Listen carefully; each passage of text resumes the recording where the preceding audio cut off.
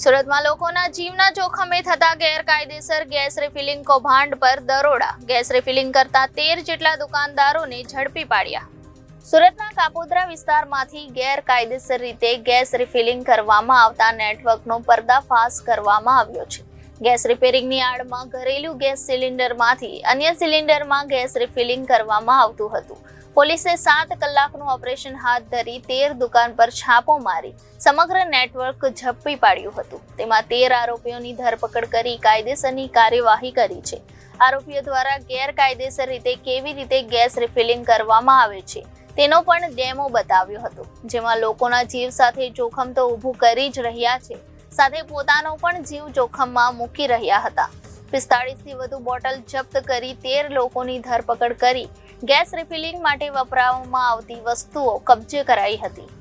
સુરત શહેરમાં લોકોની જાનહાનિ સાથે જોખમરૂપ રીતે વર્તતા હોય અને લોકોની જિંદગી જોખમમાં મુકાતી હોય તેવા કૃત્યો અટકાવવા સારું પોલીસને કાર્યવાહી કરવા માટે સૂચના આપેલ હોય, જે અનુસંધાને સેક્ટર 1 વાબાંગ જમીન સાહેબ, ઝોન પોલીસ કમિશનર શ્રી ભક્તિ ઠાકર સાહેબની સૂચના અને માર્ગદર્શનના આધારે પોઈન Shri MB અવસુરા Kapodra police station નાઓને મળેલ બાતમી હકીકત આધારે કાપોદ્રા પોલીસ સ્ટેશન વિસ્તારના દીનદયાળનગર, મુર્ગા કેન્દ્ર, વડવાળા શોપિંગ સેન્ટર, અક્ષર ડાયમંડ, રામકૃષ્ણ કોલોની, ભરવાડ ફળિયા, મોહનબાગ, બરોડા પ્રિસ્ટેજ વિસ્તારમાં લોકોની જિંદગી જોખમમાં મુકાય અને લોકોનું મૃત્યુ નિપજે તે રીતે ગેસની મોટી બોટલોમાંથી નાની બોટલો રિફિલિંગ કરી અને તેનું વેચાણ કરતા હોય તેવી અલગ અલગ 13 જગ્યાઓ ઉપર કાપોદ્રા પોલીસના પોલીસ ઇન્સ્પેક્ટર શ્રી તથા ડિસ્ટાફ PSI શ્રી પંડ્યા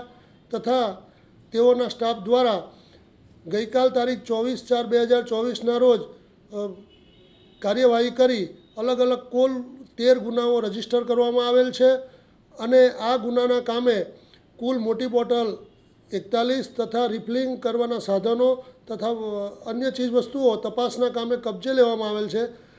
આ ગુનાની MO મુજબ આ જે લોકો છે એ અન્ય લોકોને મોટી ગેસની બોટલોમાંથી નાની ગેસની બોટલો રિફિલિંગ કરીને ભરી આપતા હોય છે અને બિલકુલ કોઈપણ રીતે લોકોની જિંદગી જોખમમાં મુકાય અને પોતાની જિંદગી પણ જોખમમાં મુકાય તે રીતે વર્તતા હોય કાપોદ્રા પોલીસ સ્ટેશન દ્વારા ઇનિશિયેટિવ કાર્યવાહી કરવામાં આવેલ છે, જે સરાહનીય છે.